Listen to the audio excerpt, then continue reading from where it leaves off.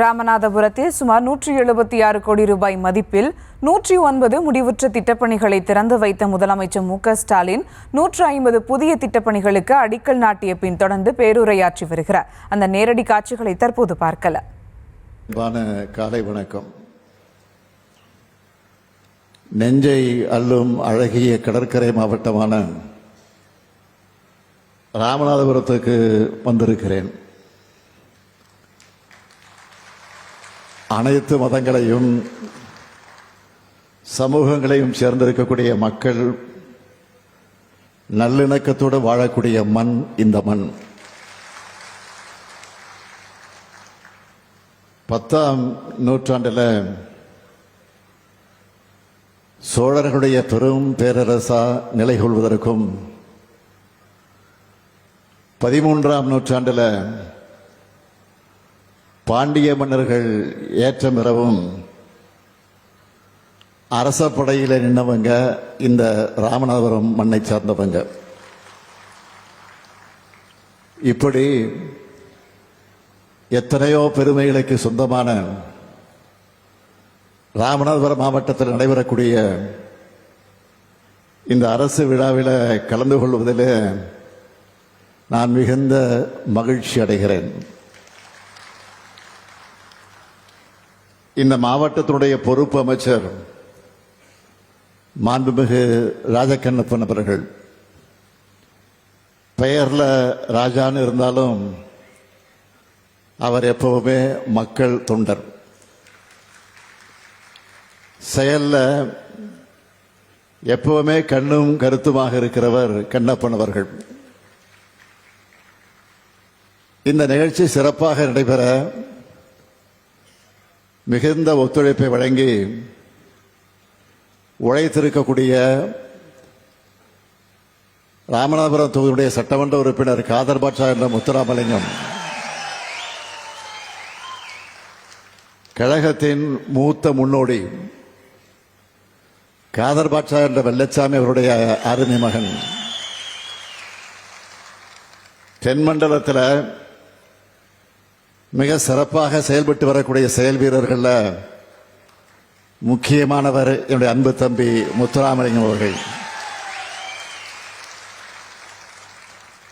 அதேபோல் பக்கத்து மாவட்டமாக இருந்தாலும் தன்னுடைய சொந்த மாவட்டத்துக்கு முக்கியத்துவம் தருவது போல ராமநாதபுரத்தையும் கவனிக்கிறார் நம்முடைய மாண்புமிகு நிதியமைச்சர் தங்கம் தென்னரசு அவர்கள். அவரும் இந்த விழாவிற்கு வந்திருக்கிறார். இந்த மாவட்டத்தினுடைய மக்கள் பிரதிநிதிகளுக்கு துணையாக மட்டுமல்ல,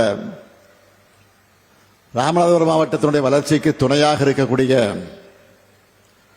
மாவட்ட அமைச்சர், மாவட்ட ஆட்சியினுடைய பொறுப்பை ஏற்றிருக்கக்கூடிய மாவட்ட ஆட்சியர் சிம்ரஜன் சிங்குடைய காலோன் அவர்களுக்கும், மாவட்டத்தினுடைய அரசு அலுவலர்கள் எல்லோருக்கும் என்னுடைய பாராட்டுக்களையும் வாழ்த்துக்களையும் நான் தெரிவித்துக் கொள்ள விரும்புகிறேன். ராமநாதபுரம் மாவட்டத்துக்கு வந்தவுடன் எனக்கு நினைவுக்கு வந்தது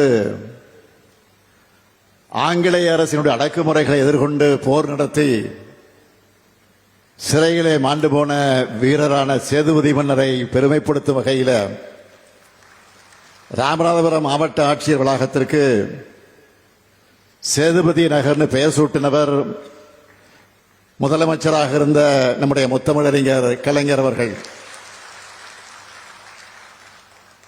1974ஆம் ஆண்டு தமிழ்நாடு உப்பு கழகத்தை ராமநாதபுரத்தில் தான் முதலமைச்சர் கலைஞர் அவர்கள் அன்றைக்கு தொடங்கினார். ஒரு காலத்தில்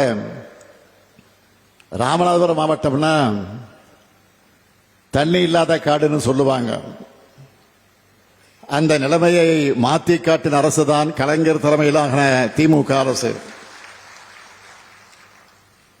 இந்த அடியேன் அன்றைக்கு உள்ளாட்சித்துறை அமைச்சராக இருந்த காலகட்டத்திலே தான் ராமநாதபுரம் மாவட்டத்தில் குடிநீருக்காக தவிச்ச மக்களுக்கு 616 கோடி ரூபாய் மதிப்பீட்டில்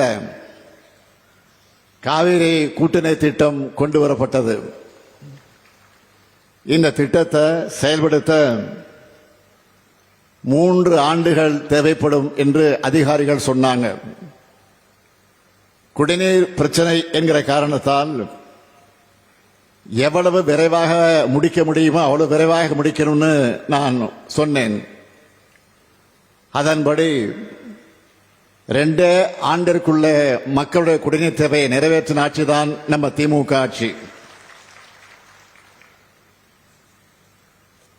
இதுக்காக அந்த டைம்ல மாசத்துக்கு 3 முறையாவது ராமநாதபுரத்துக்கு வந்து நான் ஆய்வு நடத்தினேன். அதெல்லாம் இப்போ நினைவுக்கு வருது.